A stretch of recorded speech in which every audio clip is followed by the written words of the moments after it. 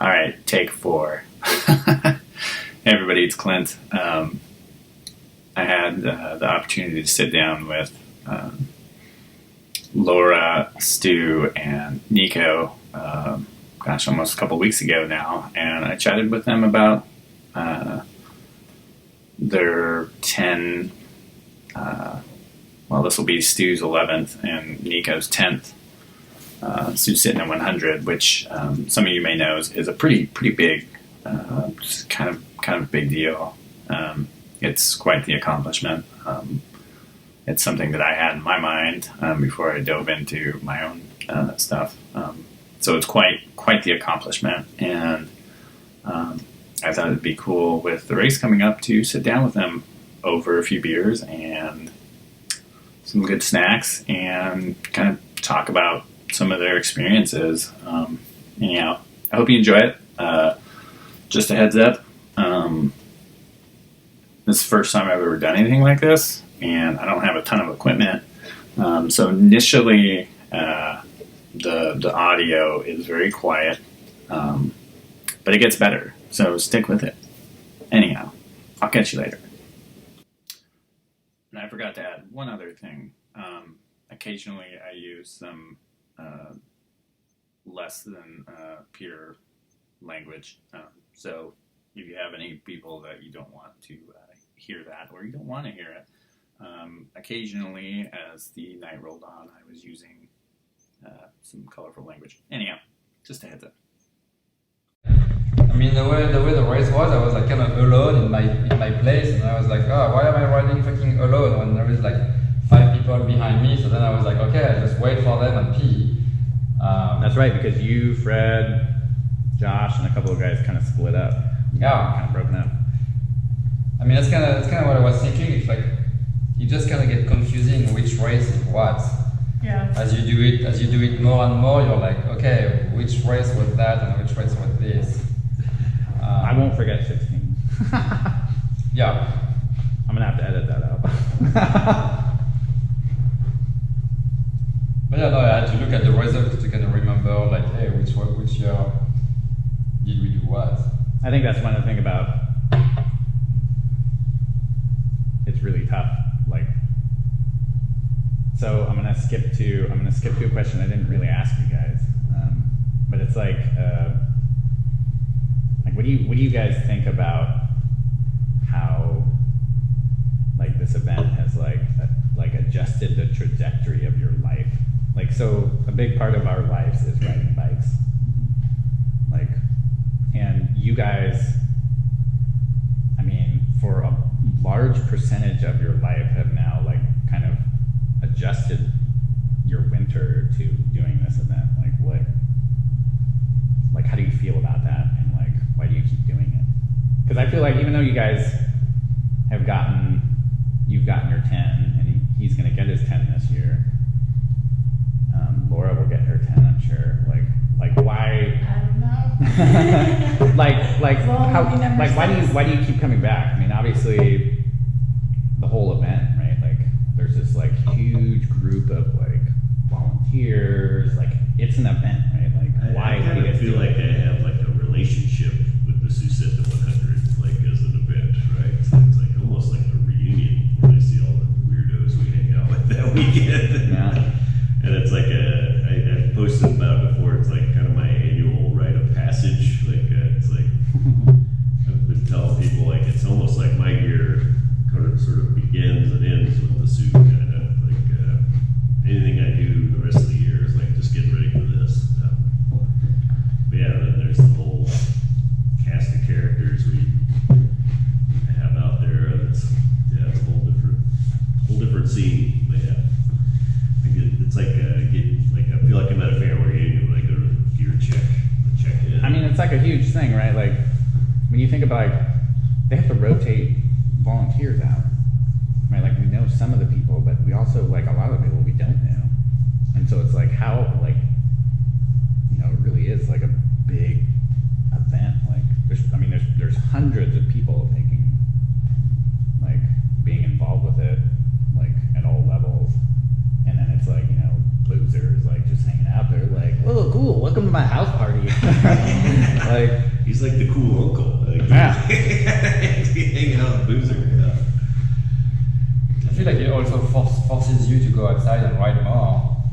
I mean, for me, it's like if I didn't do the Stew, I wouldn't really go on 6-hour ride, or I wouldn't really go out for as long. I mean, you would go on like 2-hour ride, or you wouldn't really go on like 5 or 6 or 7-hour ride. So I feel like it just keeps you going outside. I don't really remember what I did in 2013 when I didn't do it. I don't feel like I did like long rides or as many long rides. Yeah, I kind of look at it like a 100-mile wrestling match with a bike. You're carrying this weight, and you don't know like what's. Sometimes you're going through the overflow. There's the overflow year. Sometimes it's like 15 inches of snow and a blizzard. But yeah, it's like even like the training, like going out and dragging a snowshoe and dragging a tire around on the trails. It was like what I realized I needed to do after pushing my bike 30 miles in a blizzard. I got to train to like be able to ride my bike regardless and or keep moving forward at all times. So I think that's kind of an interesting thing. Like, why? I know you're not in the camera, Laura. But I know, I'm gonna ask I'm like- anyways because you've done it a bunch. You can just touch the screen if you want. Like, I got. Well, maybe you guys should just sit in the chairs and I can point the camera that way. And 7 miles before Cow Lake, I got to Cow Lake. I sat in a chair, passed out, like or blacked out, woke up, and then just took off again. And Dan was there, and he was like, "It didn't look like you're gonna be moving much after that." But then I just pushed my bike up. I got up the next day, like it was like 7 in the morning or something, 7 or 8 in the morning when I left Cow Lake, and then sometime around 1 or 2 or something in the afternoon, I've been pushing my bike the whole way, and I see a dog team coming my way, and I step out of the way because I want to get out of their way. And his hand's like, does this. So I do this, and high fives me, and it's Martin Boozer, and he's all like, "You're an amazing man." He just looked me right in the eyes, like, "You're an amazing man." And he just like I feel like that kept guy, going. Like he's like kind of almost a fatherly figure, right? Because he's like, every time he gives you props, you're like, man, I feel better. I kind of made Martin Boozer happy. He came back through like 2 or 3 hours later, going the other way. Not far now. Like, just give me a couple of those dogs.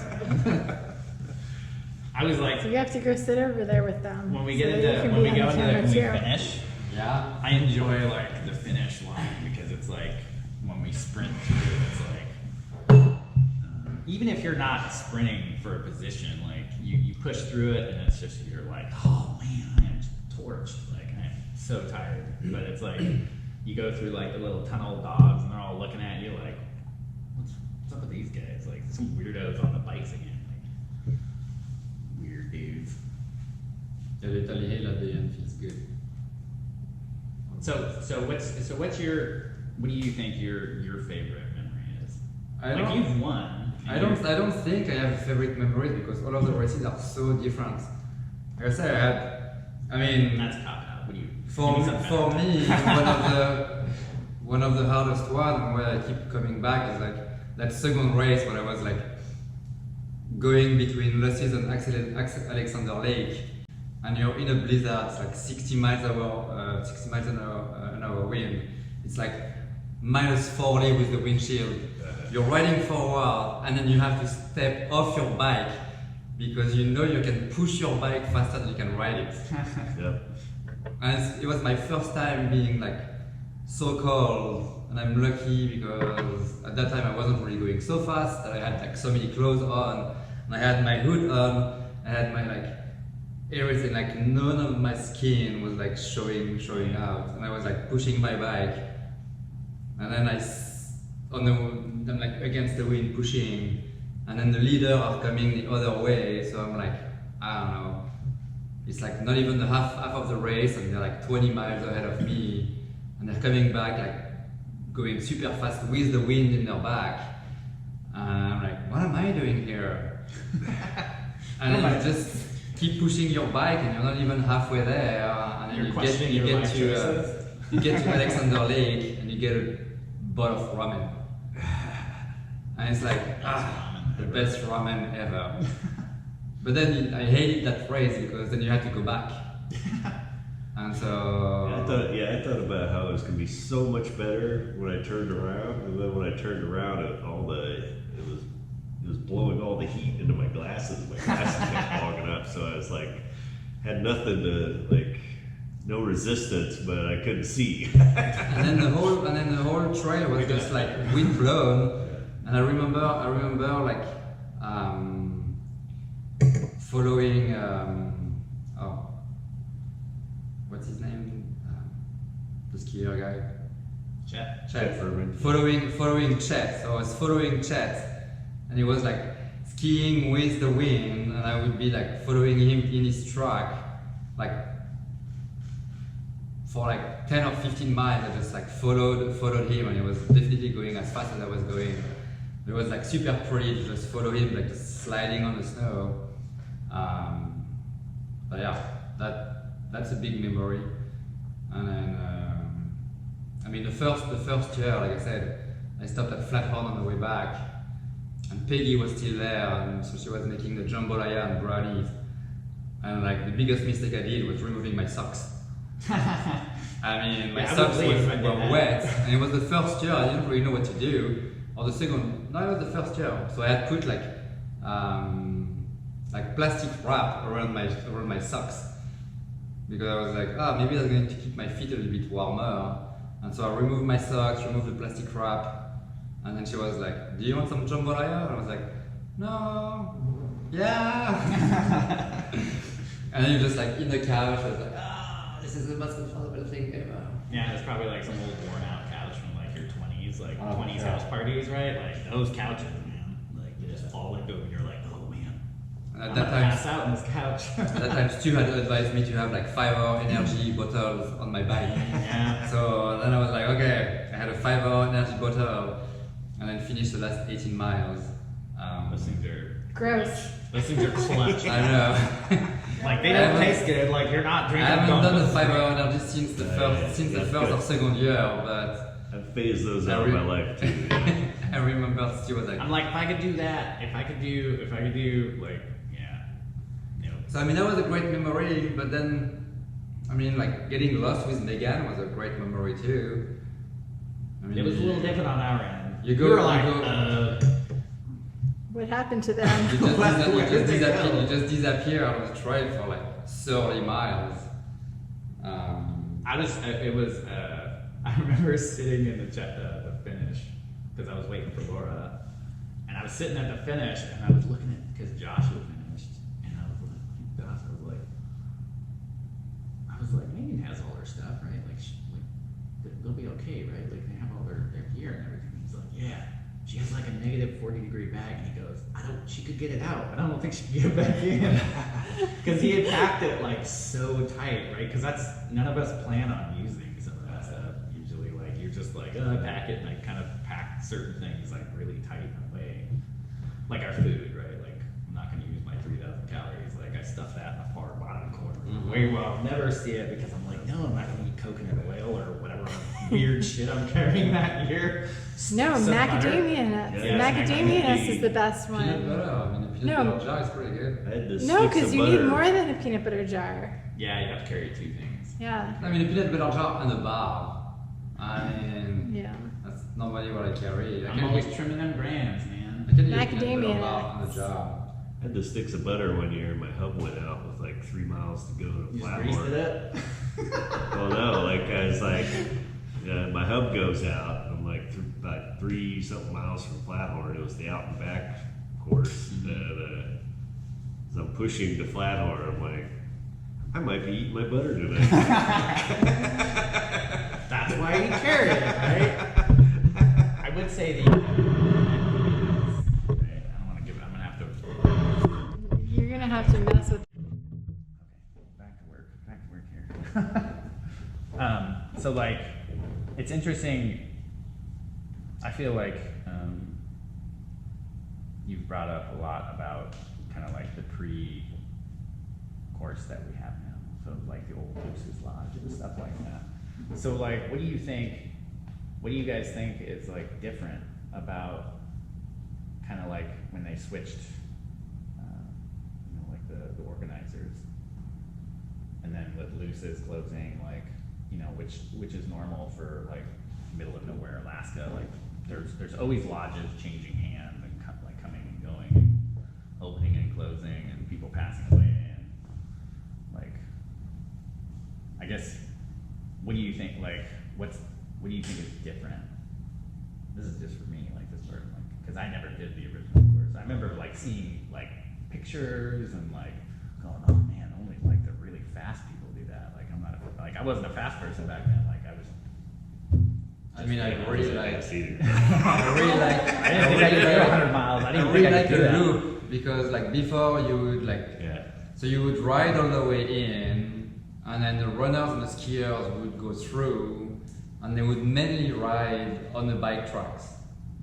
Yeah. And they would mainly run on the bike tracks. And so you would come back to like a really trashed trail. The Ayrshire Road, yeah. I mean, Ayrshire Road. Ayrshire I mean, Road, even like the Dismal Swamp, for example, you would do a run trip on the Dismal Swamp, and then you would have like all of the bikers, all of the riders, and all of the bikers would have like pushed and skied and run on it. And so, I mean, each time you have to have a round trip on something on the snow, it just gets awful.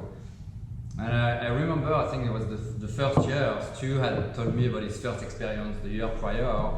They had like pushed his bike so much, and I was like, oh, I was happy. I didn't have to push for like the first 3/4 of the race. And then I'm heading toward Flathorn on that first year, and it suddenly like warmed up to 40. And I ended up pushing my bike, and I'm like, oh, that's not fun. And you push your bike for an hour, and you try to come back on it for like 100 yards, and then you fail again. And then you push your bike until you think that you can go on it again, and then you fail again. And that's so tiring. And then you just like hate on all of those people that have been running on the trail. And so I feel like doing a loop definitely makes sense in the winter because Runners make the trail look like they're mad at it. yeah, it gets super choppy. I mean, that's what the skiers think about the bikes, I think. Yeah. So I mean, the loop. But I don't think it's as bad, right? Like I'm like, today I rode on Mystery Machine, and I was like, what the fuck happened here? Like, somebody went for a run, and all they did was post hole. And I'm like, dude, like, these people are getting off on like, they're getting flow state from like bushwhacking. That's what it seems like. I'm like, how are you hitting hitting like some bushwhack and getting flow state? Because that's what running in slushy snow and post holing is like. Not like divots. Like they were post holing, like probably this deep. And I'm like, that doesn't seem like it would be terribly fun. Well, they were probably like, the only way out is through. Like, once you're there, it's like... Well, there is options there, though. Like, you could turn around. Like, you don't have to go up Mystery Machine. Like, you can go on Speedway. I don't know which one Mystery Machine is. So, Panda Bear, Yeah. right across from it, there's that trail across from it, and it's kind of like a climb. And it's really fun, but it's not fun right now. Like, it's kind of a pain in the butt. But yeah, getting back to the compare and contrast thing, like for me, the difference is like Kim Kittredge, Super Al Mitchell, I think Mike Morganson's part of that crew, Ed Bennett, like the dream team.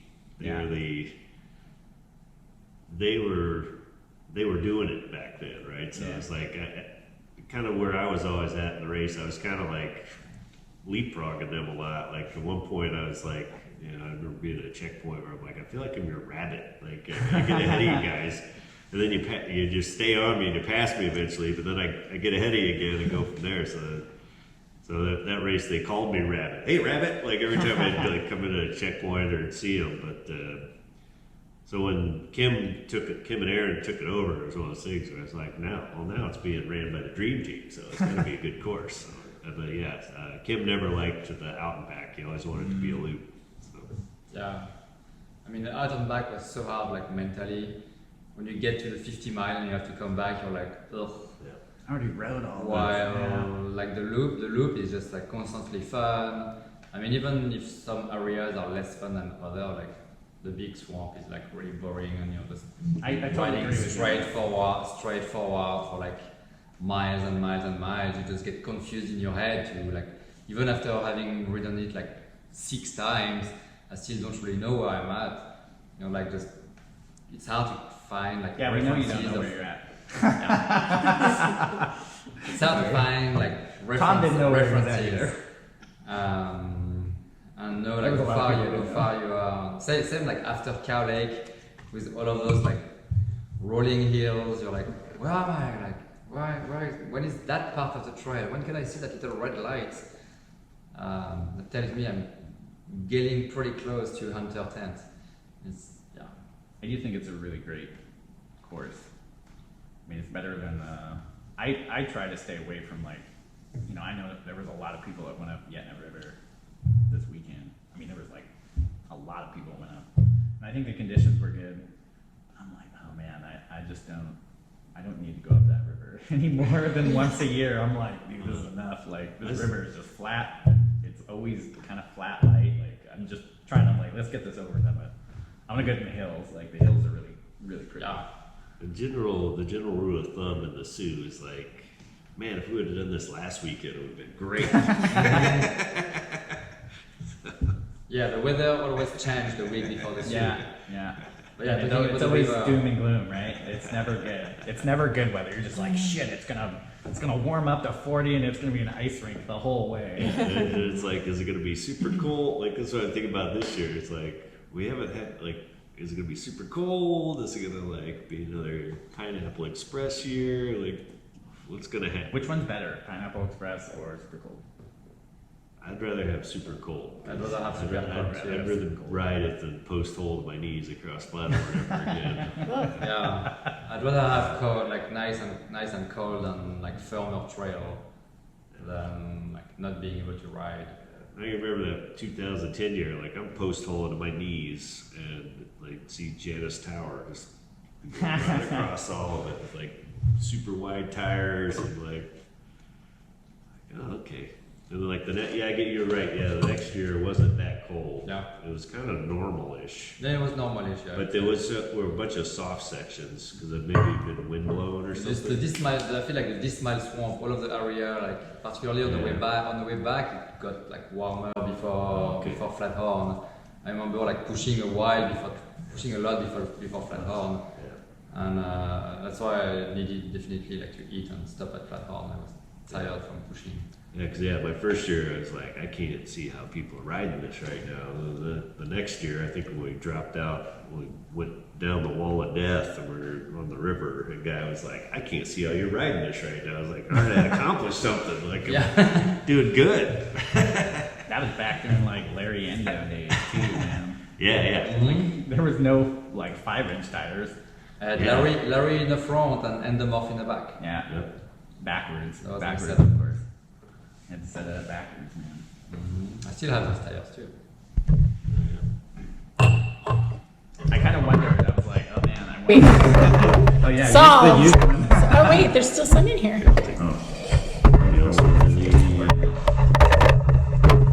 No, it needs some support. So I usually, so like one of the things I'm worried about running back, I just have this thing, when you crash, you like increase the probability of like hurting your introducing- stuff. Yeah, hurting your stuff, right? And so that's what's kept me away from Iraq. Like, really in the end, it's like, there's the weight difference, but then I'm like, man, if I like, cause it's pretty gnarly when you leave Rome.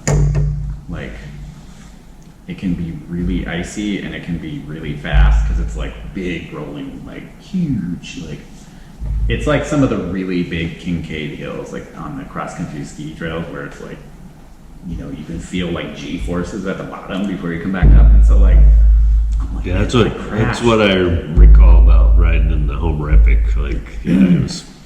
And so I worry about like,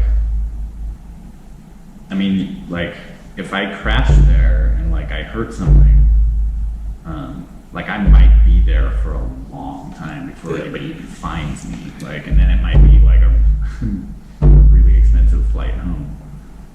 So I always think about that, and I'm like, you know, I always treat that area with a lot of respect, I guess I can say. So luckily we don't have too much of that on the sea. Over in the like near Cow Lake, you can. Like Yeah, you have some like some pretty good bumps sometimes. Yeah, some of From the those snow machine. downhills are Yeah. scary for me. Not that that's a Well, high people bar. crash on them. Like people get super sketchy and like start Yeah, going yeah. all over the It's place. always interesting to see the body prints and the Yeah. the bike and body prints off the trail. Like I've definitely followed some people, and I'm like, I need to back up a little bit because I'm going fast, and I don't know that I can stop and like not hit them. By some people, you mean me, maybe. Well, Like, the, that person in front of me, Laura, looks really. so Well, so you actually, expect some people, right, that can ride really well in that. You know, like Josh Chelf, like he can ride almost anything, right? Like it doesn't matter how crappy it is. Like him and Will are so good in the snow, but then like a lot of us, like I have to practice a lot, like riding and technical stuff because it's a skill and it's hard, especially in long events. Like you can save a lot of energy if you're a good bike rider, right? yeah, after doing the 10, it was like I knew I needed to like have some sort of break. And then last year, it being the 50 was really convenient, and then I could show up, ride the single speed, and have no gear on the bike. And when I had the most fun ever between Cow Lake and Hunter that I've ever had, because it's like the daytime, we were coming in right at the tail. I got in right at the tail end of the 50K racers. Moments I'm coasting uphill, like I'm just spin, and I'm like coasting past people, and then like taking off down the thing. But it was just like, yeah, it was like the most amazing moment ever. And it was like, because I've always been alone, like It's always you're pushing, or you know, Yeah. like you're pushing really hard. Like I want to go to sleep You're and tired. I'm alone. I think I mean, you came to that spot at like 35 miles instead of 80 too. Yeah. And so it's like Yeah. way earlier into the little race But too. it was like soft. It was kind of soft for people, but a lot of folks were running high tire pressure from there were 50K racers, and I was running the Johnny 5s and just believe it or not, man. like just cruising right past them was I can nuts. only imagine that, like, because I've been running the UPKAs, and they're like kind of a modified, smaller version of that tire. Yeah. And I'm just like, man, this is like that. Like you can track ruts and stuff with that tire. Like it's crazy. Like riding like a mountain bike. Like it kind of blows my mind how, for some reason, that tread design, that kind of like double V tread design, man, it's freaking good. Like it just like motors up stuff. And I'm like, I don't think I could get up that. I was talking to Tall Paul the other night too, because we were talking about those, because that's what I'm gonna have for the Magnus of these. Like, I think they started coming in. Like I've seen some people. yeah, they've got them in, and That's good. They met their late January. they've got another like big What are they order called? on the way. APKA. Yeah, but yeah, Paul's like, he's like, yeah, they're like a Johnny 5. He's like, I've studded up quite a few, and I've been looking at them, comparing, contrasting. So yeah, He's a good bike nerd. yeah, But so like I do think that kind of like V shape, and then having a double V, like I think like it doesn't roll that bad. Like it rolls pretty well because there's tread on the ground always. Like I was looking, like I have Van Helga's, and like those have pretty good forward grip, but sometimes I don't feel like super confident in corners with them, which is surprising because you feel like you would. But then I was kind of looking at the difference, and it's like a really shallow V. Like it doesn't. How many sets of tires you got? Just a few. I don't have that many. It's not like, I guarantee you, some of the dudes got probably almost every tire. Like I know Will has spent a ton of time tire testing, and I guarantee you, there's definitely other people tire testing. the spacing of the knobs too. That's the thing, because like It's not I too with wide, the yeah. Dillingers, and like even go back to the old Endemore, so it was like a V shape to the tread, right? And then, but having a little bit of spacing between the knobs is it's the difference, I think, for that grip, especially through the corners. Yeah, the endomorph has soft like stuff. no thread pretty much. They were like, oh, it's snow, you don't really need anything. Yeah, like just like when we had that warm up like last week and everything's like icy. That was the first time I was on my Dillingers and thought like, oh yeah, this is what these tires are for. But whenever like you get soft, mushy conditions, it's like I just feel like I'm a cheese grater on the snow. It's like not getting any I don't know, I traction. just got new ones of those because I didn't really know what else to get, so. D5s or 4s? Ford. Okay, yeah. I feel like there comes a point where like if depending on your weight, like total weight, like if like you have a light bike and then you mix in like less body weight, like it is very different. Like I feel for me, I need the really tall tires. I need some volume. Like when I ride a 4-inch tire, I'm like, this feels too small for me, like for the type of riding that I do. So, but I'm also, larger than most people. So, like most people riding bikes, they're like, whatever the average mean-sized human being is, meat sack is what, 5'8", 5'9", right? Like, Well, I they're liked riding it mediums. when I got to borrow the bigger wheels and bigger tires, I always liked Magic it, but I wheels. don't have any, so. I don't have any magic wheels, so. Yeah, I'm running a D5 up front on the old, like my old tie fatback and a D4 in the back, so that's all it'll fit. But yeah, I've been told the D5s are like better than the 4s. We had to like go Dillingers. But I don't think I don't think it really helps to just put those. I feel like I tried the D5 just one time and didn't really like it. Oh, okay. I feel like they were just like heavy and didn't really feel like good on the bike in comparison to like the Husker Du that I have. I mean, the Husker Du I feel like are really light tires and they spin really well on like big like deep fluffy snow. I don't really see like if it's icy I want D4 because they're gonna be lighter and I don't really need the big tires, and if it's not icy I don't particularly care about having studs. And so unless there is like icy patch here and there, which is always You're like, like I'm the more scary than part. enough stud for this trail. Yeah, my Johnny 5 tires, I just had like a run of studs like on the front, but it's like this wide. Yeah. It's like just right down that section, and yeah, it's been good. But yeah, like the icy.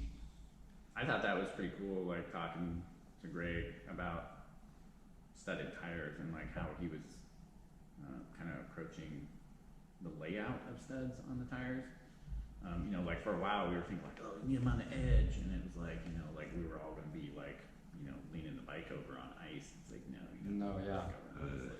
It's like, right? Like there's no leaning the bike over. I mean that's why Unless you're Josh Shelton, like, yeah, but honestly, he doesn't need studs. Joe doesn't like studs because he doesn't even really ride with studs. Yeah. But I looked today, I was like, hey, can I put studs on the Husker Du? Because I would be like, okay, it's a wide, big tire, and I just need studs like in the middle. But no, you can't really put studs on those. Well, I mean, I know Tyson Flaherty puts that. I mean, Looks yeah, like with yes. those Yippee-ki-yays, you could run a good central beat of studs on them. It'd be could be good. I'm Should I have got those instead? well, you don't have No, you those same can't. size wheels. Yeah, they're Okay. 27 Just the big 5s. wheels. Okay. I don't even know if they would fit that frame. To be honest, they are super tall. Which- like they are ridiculously tall. Which the icy year when you couldn't buy studs to save your life, that was another moment I had where I'm leaving like 5-star, and Flathorn was like a sheet of of a ice. mirror. Yeah, it was just a mirror going across that. But leaving 5-star, I'm cruising, and a guy's passing by me with studs. He's like, "Hey, for not having studs, you're riding really good right now." I know. I remember that year. I mean, I think I fell 15 times. On Flathorn? No, like On your right hip. throughout the race. I fell once in the beginning. I fell once in the beginning, a big drop onto like the water, like a lake or whatever. And after that, I was pretty cautious. It wasn't until later I hit when Oh, snow the was chute. coming in. I mean, on flat fucking chute that goes down to the lake. That thing's steep, man. on Flathorn, I know I fell because of the wind, because it was also a windy year. So you're riding, you're just doing fine, and then you're like leaning a little bit because the wind is pushing you, and you're just like, Okay. and you're just like God. But like Flathorn had no snow on it. It was just like a sheet of ice. Yeah. It was just crazy. Yeah, that night, like, it was a quarter inch of snow, and I had a headlamp. So I'm like, when after Cow Lake, you drop down onto something, you're like, I think I'm on. Oh yeah, I'm on a lake. As soon as you think about it, you're like, I don't think this much. No, I feel like the last time I fell On was your like radio. when you come back and you're like turning left to go back to the finish line, like the last left after Hunter to come back on the main trail. I was like, I can't take it, I don't want to fall, I don't want to fall, and then you're just like taking a left and it's like one more time. Oh man. It's just like I don't get hurt, but it's just like so Demoralizing. so tiring to just like fall over and over and over again. Well, it's like you gotta check the bike each time. You're like, oh, what's falling off? Particularly knowing that people had studs. And then that same year, I was like, oh, I need studs. I'm doing the Homer Epic. They haven't had any snow. I need studs. And I get Super Al to lend me studs for a 6-pack. And then the night before, the Homer Epic was like icy, and the night before they 20 have like inches. Yeah. 20 inches of snow. Yeah. I was like, okay, I got my Yeah, we were talking studs. about that, right? Like, it's always, man, the week of, it's like, oh, it snowed 3 feet. And then they're like, we went out and groomed yesterday. Well, we start today. Like, is it gonna be okay? Like, and it's, Yeah, that's the year they made like 250-mile loop instead of 250k loop instead of 100k Yep. race. That was hard too. Yeah. Like a I 50 just mile, you do 50k, and then it's like it was really hard, but you have to do it again. Yeah, I remember. Yeah, I pushed my bike to the finish with Bob Gingler. I just did the 50K. But yeah, talking to you afterwards, you're like, yeah, I didn't want to go out for another lap, but I did. Yeah, like mentally, that was kind of as hard as coming back from the Sioux. It's like, okay, I was about to come back from the Sioux. I can do 50 more K. And Tim won that. Team won. Yeah. Yeah, I finished second that year, but team won. Yeah, Oh. that was good. dude's a rock star, man. Mm-hmm.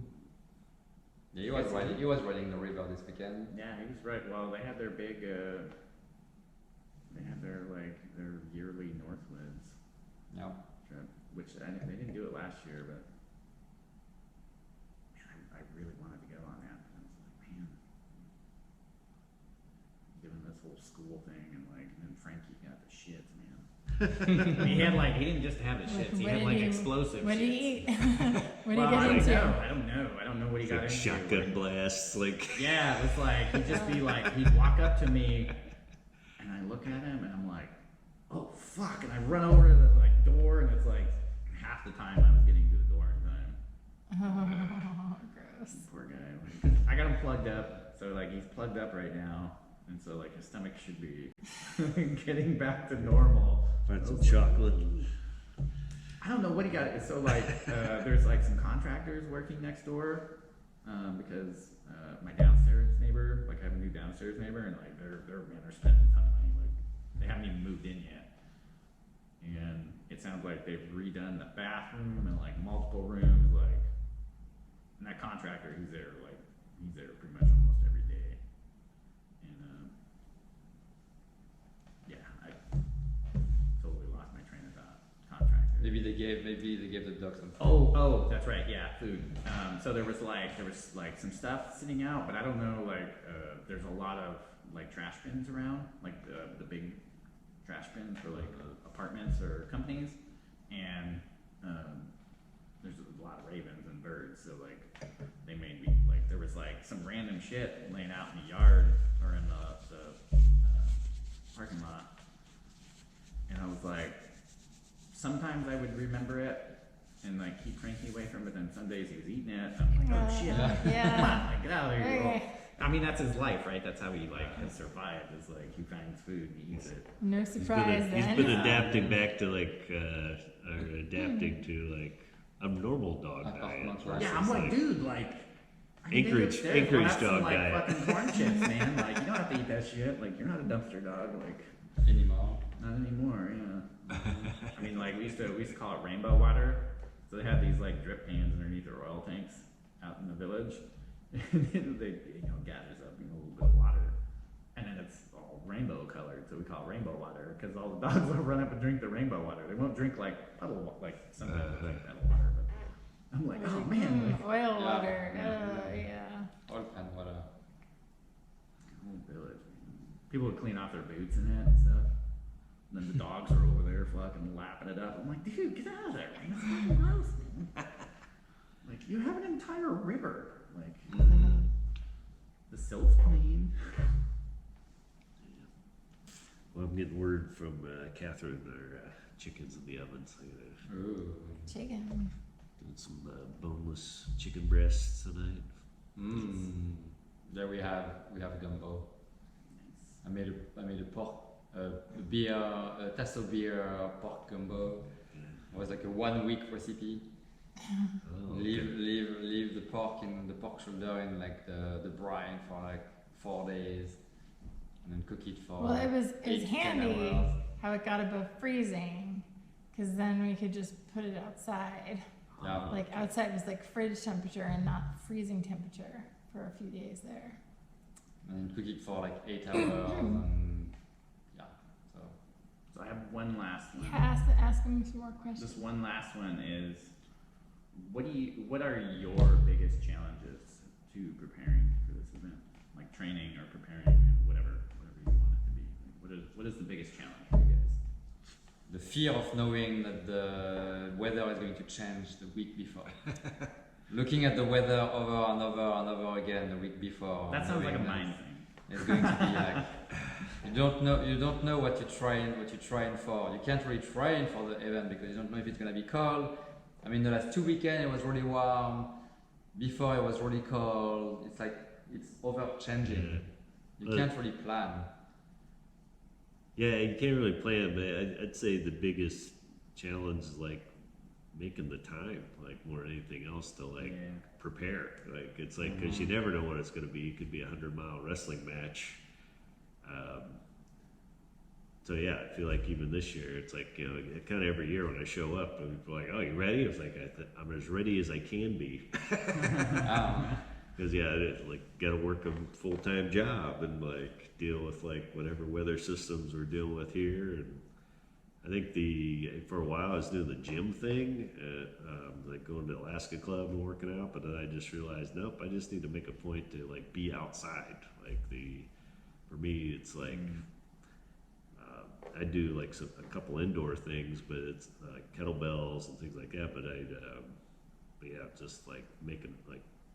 I feel like commuting, if I could commute more, which my job's like 10.5 miles away, so it makes it challenging, but commuting when I only had to go like 6.5 miles to work, just getting out on a daily basis, packing up and going was probably the better way to do it. Yeah, the time commitment is like the biggest challenge for like training. I mean, lately I've been training like 12 to 20 hours a week. And so when you do work 40 hours a week, I do commute every day. I mean, my job is just like 2.5 miles away, but I still like I'm out all the time, back and forth.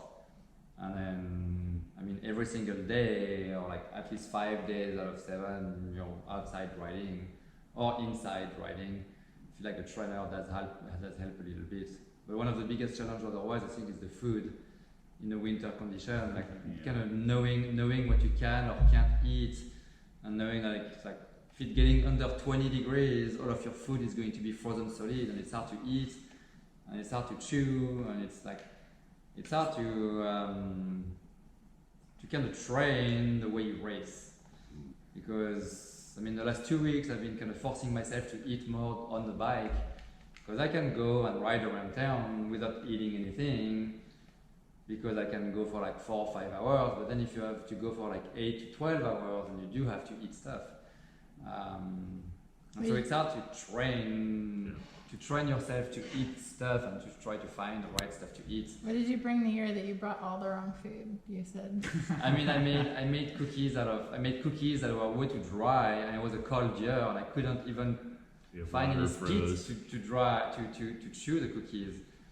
I mean, like coconut oil and coconut flour. It was the driest cookies ever, and all the coconut. so I couldn't really eat anything, and so it's hard to. I mean, this year I have good ideas for stuff to eat, but I haven't really made them yet. I haven't really tasted them on the bike. It sounds like that year you just needed one of the crack bars.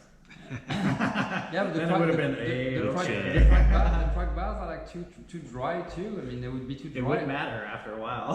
They would be just like Just so eat another hard, crack bar, so man. hard, solid. Now this year I want to try to make sweet potato, banana, maple syrup, and egg little cakes. I mean, I'm enjoying Little this. cakes. just little cakes, just little bowl cakes that you can just like eat. That doesn't really get too dry or too hard, not too much flour. French wrap. I mean, I feel like eating on the bike during the winter is one of the hardest things. Yeah, I've been doing the Napoli's pizza. I get like a large, like usually like maybe a Thursday night before, so I could eat some of it, but then have like half of a large pizza in my frame bag. And but there was a year where it was like literally biting into a frozen pizza like the whole time. It was like icy frozen pizza, but it was like super cold. It's hard to chew. I mean, your jaw just Jog stop tired. walking. Yeah. Just stop walking. You can't chew. You can't talk. But I do the whole thing. I just carry it in my mouth and breathe on it a bunch, like while I'm biking, and then I'll soften it to the point I could eat it. But yeah, my mouth will get tore up. I'm too. amazed you can function at that. I'm just like, oh. And I'm just like, this tastes horrible. And I'm like, oh, I've been outside for 2 days. Like, Yeah, but I learned I really like pizza because if I can finish the food, even if I have a slice of pizza left in the frame bag, I can go home and heat it up and still eat it. This pizza traveled 100 miles on a bike, and I'm still gonna eat Still it. want to eat it. Yeah, but then sandwiches where they froze rock hard, like you couldn't eat them at all. And, Yeah, no, the bread doesn't work. Like bread just gets too much to chew. scones will hold up a long time. But I mean, they will yeah. eventually freeze. I mean, at some point, It's negative I was 40 making or I was freeze. making like little roll up of like lunch meat and cheese into like a really thin tortilla. But then one year it got so cold that the water in the lunch meat just froze too, and it was like really hard to just like bite into Yeah. And the you know thing. those actually those ones like they're like snacks, right? Like they're just roll ups of like some sort of cured meat and some sort of cheese, and they're like rolled up. They're like little prosciutto roll ups. Yeah. They're like meat roll ups instead of fruit roll ups. Like I've had those and they're weird because the cheese freezes, but the meat doesn't really freeze. Yeah, the meat is but like- it's easy to chew on, and it's like something other than gummy bears. The meat is more like salami. Salami would hold. yeah, up. like Yeah. meat sticks, like Yeah. those Hempler's kind of meat sticks are good. The almond butter bars you can get at like Costco, like Nature Valley almond butter bars. Yeah, those are crunchy and chewy, so that, Yeah, that yeah. doesn't really And freeze. Yeah. fig bars. Those, I like the fig bars. Yeah. Yeah. Yeah. That's what we've been eating lately. Yeah, I've been eating fig bars because they don't really leave too much residue in your mouth too. Yeah. Well, they're also like they're not like they're like not dry, like they're kind of dry, but they're not dry in like a bad way. Yeah, no. Like the fig, like is always that moisture, and until it freezes, it always is gonna taste the same. But they don't really have enough protein. Yeah. That's the With, only with issue the pizza, like I'll get to the first checkpoint at Point McKenzie and know I'm eating some pizza between Point McKenzie and Flathorn because that's like lunchtime anyway. Yeah. And then Eagle Quest to Cow Lake. I'll eat something. You would eat something normally at Eagle Quest, but I knew like I needed something to get to Cow Lake too. And but by that point, it's just a matter of how frozen it is. If it's I think it's super good that cold. you mentioned that about like eating like around mealtime. So during mile races, I don't even think of it that way because I'm usually having some sort of like GI problems. Like I'm either like I'm starving, like I'm ravenously hungry, or I'm like on the verge of puking. So I'm like, I don't even want to drink water. Like, Yeah. I started using, like I've been drinking all of my calories. I'm gonna have to do something, like I'm gonna have to start eating some food, but I mean, when you Drinking the look at the calories science, you doesn't can't work really really well. drink your calories. I mean, it's better to not drink your calories and to actually eat your it calories. seems to be working for me right now. So, Yeah. but it's right. This is what we're talking about. Like you're only even now. Like I was out for 6 hours each day this weekend. It's still not enough time. But I can't introduce more physical stress to my body without actually going backwards. Like I would have to ride so much in a different pace, which is not what I'm trying to accomplish right now. Like I'll find out next weekend, kind of like where I'm at in terms of like how much I need to eat a long day. But I feel like that's the hardest thing to train. I mean, It's really hard to do that. training on the bike, like physiologically is okay, but training to eat on the bike is the hardest part for me when you do like longer events. Because yeah, I always end up having like GI issue after like 6 to 7 hours, and you don't really get that when you're like actually training in town. Yeah. Because the intensity Not might going be as different. hard. The intensity might be different, and you don't have the stress of the race, and you can stop if you want to eat, or you can stop to pee. You don't have like the pressure around you. So I mean, the race setting just makes a difference. So that's why I had planned at the beginning to have my 10th one being with my brother and not racing, just like enjoying the race. But COVID just screwed it up, and so I guess I'll be racing again this year. See, yeah, I just kind of look at it from the standpoint I'm not in it to win it. I'm just like there to like keep moving forward. So I just think checkpoint to checkpoint. It's just 20 something mile rides. Knowing I can stop if I want. Yep. Yeah, but next year, if ever things are fine, I'd like to just like tour it, like sleep in the middle, actually have time to like I also just ride the McGrath. have fun and enjoy the volunteer, because when you're racing, you're just like Bye. cruising through the checkpoint. So I mean that's why the first 2 years you do like when I was going slower and stopping for half an hour at each checkpoint, you do end up like having fun with the volunteer and like chatting with everybody about the race. But when you're racing to finish as fast as possible, you're just so in and out. You're like, yeah, hey. Yeah. You're kind of I think that's what I learned from Kim and Al and the dream team was like they're just there. They were just there to kind of go through the course and have a good time along the way. And so that was probably the best lesson I learned from those guys. I think it's interesting. So, like, I remember, like, my first group ride, and it was one of Carlos's rides, one of the Frigid Bits.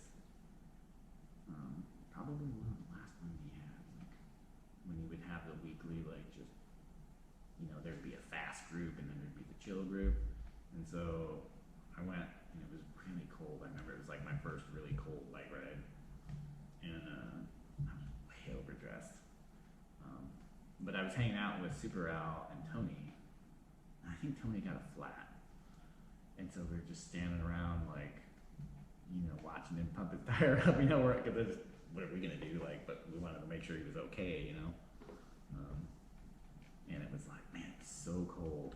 But I remember those two, and I was just like, man, these guys are like very inviting. Like, they don't know me, like they've never met me, like, and it was like, oh yeah, come ride, man, like, and it was like really easy to like hang out with them and like kind of integrate into the group. And I thought it was really neat because, and I always think about it, but it's extra came up today during my bike rides because I ran into Tony, and him and Stacy were like taking the two Italian dudes around town. Like they've been kind of like, I think they're staying with him right now. And I was like, that's really cool. Like, somebody taking time in their life to like, yeah, sure, I'll show you where to go ride. And like, we'll go ride for, because those dudes are, I mean, they flew halfway across the world to hang out in Alaska in freaking January. Like, Are they training for the ITI? yeah. Okay. Like, I think it's Willie and his younger brother, like Taziano. I can't remember. Melina and others. But I mean, it's pretty wild. Like, but it's also like, oh, that's cool. Like, Tony's. He's like, yeah, hang out, man. Like, Alaska's Anchorage's pretty fun to ride in. Like, I know that's how he is, and it just made me think back, 10 years ago, 9 or 10 years ago, like when I started riding fat bikes, it was the same thing. Like, he was just like, yeah, come on, hang out. Yeah. So, like I remember just being stoked because we were going down Rovers. And I was just like, man, this is the best trail. This is amazing. Like, because it's like kind of downhill, right? So it's kind of easier to go down, and it's fun. And it's kind of swoopy, and it's a good time. And it was like, we didn't have very good lights. So everybody's got their like 100 or 200 lumen light, and we could like barely see. So it was like this little dinky little beam, and you're just like, whoa! Like, it just felt like Star Wars kind of to me. Yeah, I still enjoy those moments too. Like, I have a headlamp. I have a light mounted on the handlebars too if I need it. But yeah, the headlamp, just using the old headlamp and just kind of like sometimes even just turning it off and like feeling your way through is kind of fun. Just. And then somebody comes through with a 1200 lumens light. Like, That's me.